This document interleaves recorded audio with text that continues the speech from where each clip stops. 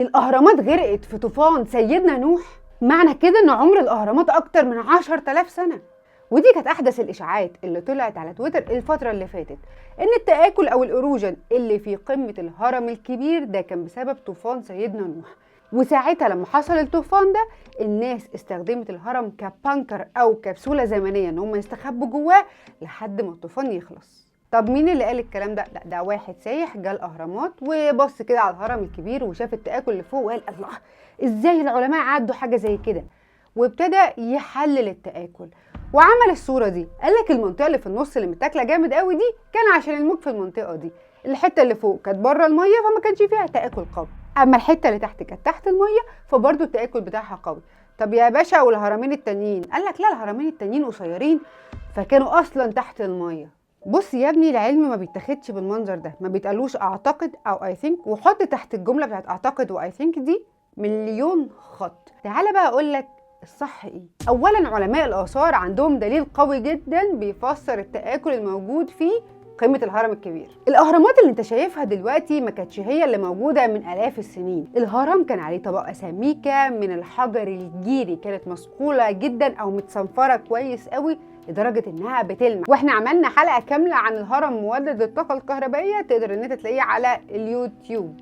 المهم على مدار آلاف السنين الطبقة بتاعت الحجر الجيري دي في منها اللي حصل له تآكل وفي اللي تم استخدام قطع منه في بناء حاجات تانية. انا عايزه اقول لك ان انت لو رحت الهرم تقدر تشوف الطبقه بتاعت الحجر الجيري دي في القاعده بتاعت الهرم، لان القاعده بتاعت الهرم كانت تحت الرمله فالرمله كانت حاميه الحجر الجيري. والمعلوماتك الحجر الجيري لو كان في الميه ما كانش هيبقى لسه موجود.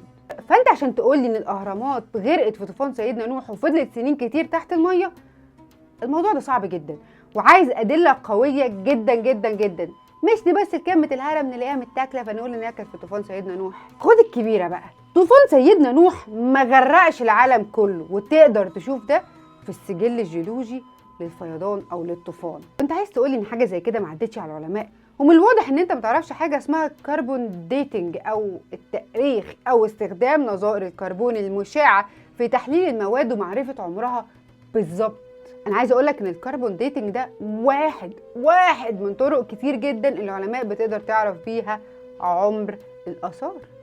كده كل فتره الهرم بيطلع له اشاعه، اللي يقول لك اليهود اللي بنوه، لا معلش الفضائيين اللي بنوه، لا معلش الاهرامات اصلا كانت من ايام قوم عاد، او ان الهرم عباره عن مقابر، او تم سرقه الملك خوفو، او ان مفيش حاجه اسمها الملك خوفو، او احنا لقينا الملك خوفو، او زي ما تسمع كده الدكتور مصطفى محمود ان مفيش ملك اسمه خوفو. خوفو ده معناه الاله الاعظم وهو كان بيقصد بيه ربنا، لان القدماء المصريين كانوا امه موحده بالله، او ان الهرم عباره عن مولد للطاقه الكهربائيه، ودي احنا عملنا عليها حلقه كامله لان عندنا الدلائل اللي تقول ان هو فعلا حاجه اسمها مولد الطاقه الكهربائيه او الباور بلايت ثيوري. اخيرا وليس اخيرا، لما في معلومه تبقى بالنسبه لك غريبه وعايز تعملها فيديو او عايز تشيرها عشان الناس تعرفها، يا ريت يا ريت يا ريت تتاكد منها الاول. اتاكد منها، ادي نفسك دقيقتين 3 تخش تعمل بحث كده سريع من مصادر موثوق منها، يا جماعه الحاجه دي صح ولا غلط؟ هتلاقي الصح وهتلاقي الغلط.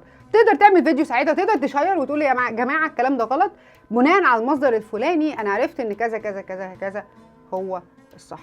ونصيحه اخيره، ما تمشيش ورا حد من تويتر.